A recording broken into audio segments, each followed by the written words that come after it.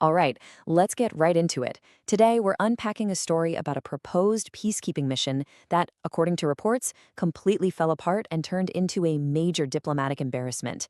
And it all came down to a shocking price tag. We're digging into a story where military honor and cold, hard cash collide on the world stage. So let's start with this number, $100. What could that possibly represent in the world of high-stakes international military negotiations? Well, according to some stunning reports, this was the value allegedly placed on a single soldier's service in one of the most volatile regions on the planet. And the story of how we got to this specific number, well, that's where things get really interesting. And there it is. That's the staggering difference. On one side, Pakistan's alleged demand of $10,000 per soldier for a proposed deployment in Gaza, and on the other, Israel's alleged counteroffer of just $100. I mean, that's not a negotiation, that's a 99% markdown. This massive gap is right at the heart of this scandal, and it's what turned a potential peacekeeping mission into a huge international incident. Okay, so to really understand how this whole thing went so sideways, we need to rewind a little. Let's take a look at what Pakistan allegedly brought to the table in the first place, because it was a pretty ambitious plan, and it came straight from the top of its military. The scale of what was being proposed here was just massive. Pakistan's army chief, Asim Munir, was reportedly offering a force of 20,000 troops for a post-war stabilization mission. And that big price tag, the $10,000, it wasn't just about paying for services. It was reportedly meant to be a way to deal with some serious reluctance and low morale within his own ranks. And that's a really crucial detail we're going to come back to. Now, that $100 counteroffer wasn't just seen as a lowball tactic. Observers read something much deeper into it. They saw it as a deliberate and pretty stinging message about Pakistan's military itself. In fact, sources described the $100 offer not as some financial haggling, but as, and I'm quoting here, a cold assessment of Pakistan's military worth. Wow, that phrase suggests a really profound lack of confidence from international partners. The insult wasn't just implied, it was baked right into the number. And to make it all worse, this wasn't just a low offer in a vacuum.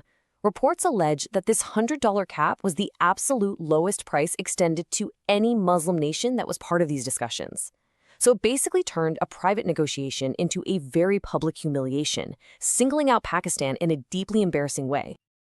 So you might be asking, why that cold assessment? Well, this statistic could offer a pretty big clue.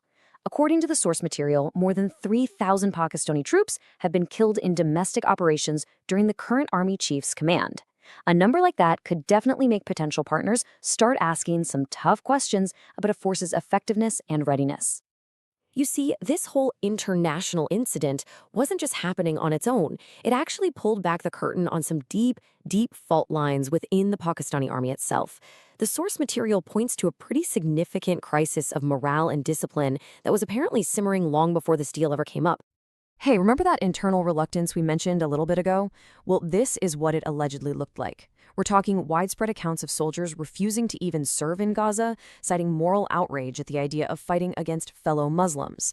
That points to a really fundamental breakdown in the chain of command, a severe crisis of discipline. And believe it or not, it gets even more shocking. Sources describe what they call a rate card for desertion that was supposedly making the rounds among soldiers. For about 8,000 Pakistani rupees, you could just skip duty. For 28,000, which ironically is pretty close to that $100 offer, you could avoid a risky situation altogether. If that's true, it represents a total breakdown of duty and honor. So let's zoom out from this internal crisis for a second, because this whole scandal has massive geopolitical implications. We're talking about effects on not just Pakistan's leadership, but its standing on the world stage and the fragile stability of the entire region. And it's really important to remember the bigger picture here. This was all happening inside the framework of a much larger conversation about a 2-year UN-authorized international stabilization force for Gaza. This wasn't just some one-on-one deal. This was Pakistan's bid to play a major role in a huge global initiative. So what's the damage? Well, the fallout has been pretty severe. The army chief has reportedly had to walk back his promises, and he's facing intense political backlash at home. At the same time, there are these reports about plans to change the constitution, to give the military even more power. So now the country's entire civil-military balance and its global standing are really in question. And that brings us to the ultimate, tough question that's being posed by the sources covering this whole scandal. After all the haggling, the insults, and the internal turmoil, has an institution that was once defined by national pride now been reduced to just a price tag? It's a question that hangs over not just the military, but really the future of Pakistan itself.